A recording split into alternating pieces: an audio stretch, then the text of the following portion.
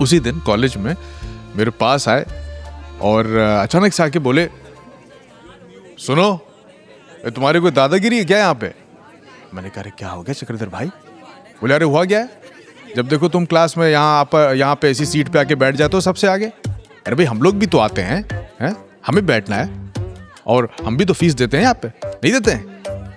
और वैसे भी हमारे कान में कुछ दिक्कत हो रही है, हमें भी आगे बैठना है। मैंने कहा कि चलो भाई अब ऐसी बात है तो तुम बैठ जाओ इधर, ऐसी क्या बात है, मैं पीछे बैठ जाता हूँ। लीजिए साहब, अब चक्रधर बाबू बैठ गए वहां जहां से लूसी बहुत करीब थी, है? और क्लास शुरू हुआ तो 2-3 सीट छोड़कर उस तरफ बैठी थी लूसी। अब उसकी तरफ ये बार बार देख के मुस्कुराए बहाने से, है? वो बेचारी, उसको कुछ पता ही नहीं क्या चल रहा है, वो तो अपना प्रोफेसर का लेक्चर देख के वो अपना सुन रही है।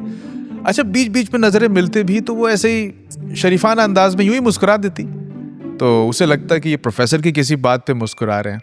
उसे क्या पता था कि यहाँ क्या चल रहा है। अब जैसे ही प्रोफेसर कोई हंसने वाली बात कहे तो चक्रधर साहब की मुंडी फौरन उधर घूम जाए, है ना, और जोर से ये हंसने लगे।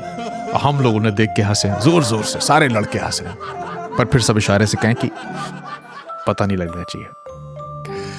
चक्रधर साहब अपने मन में सोचते थे कि यार ये बात तो करना चाहती है लेकिन शर्म की वजह से ये बात नहीं कर रही। भाई शर्म तो देखिए औरत का गहना होता है।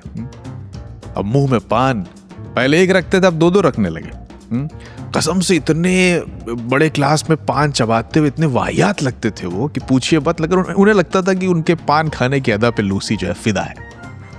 खैर, तो अगले दिन सुबह मंजन करके मेरे पास आए, बोले यार बात सुनो, वो ये एक बात बताओ, मतलब ऐसे किसी और के लिए पूछ रहे हैं, मतलब गलत मत समझना यार, है मतलब एक दोस्त के लिए पूछ रहे हैं। ये लव लेटर अगर मतलब किसी को लिखना हो तो कैसे शुरू करते हैं? मैं कसम से बता रहा हूँ, मैं अपनी हंसी मैंने कैसे रोकी मैं ही जानता हूँ। बहाने से मैंने मुंह घुमा लिया, अलमारी में किताबें रखने का बहाना करने लगा और बिना कंधे हिलाए मैं हंसने लगा।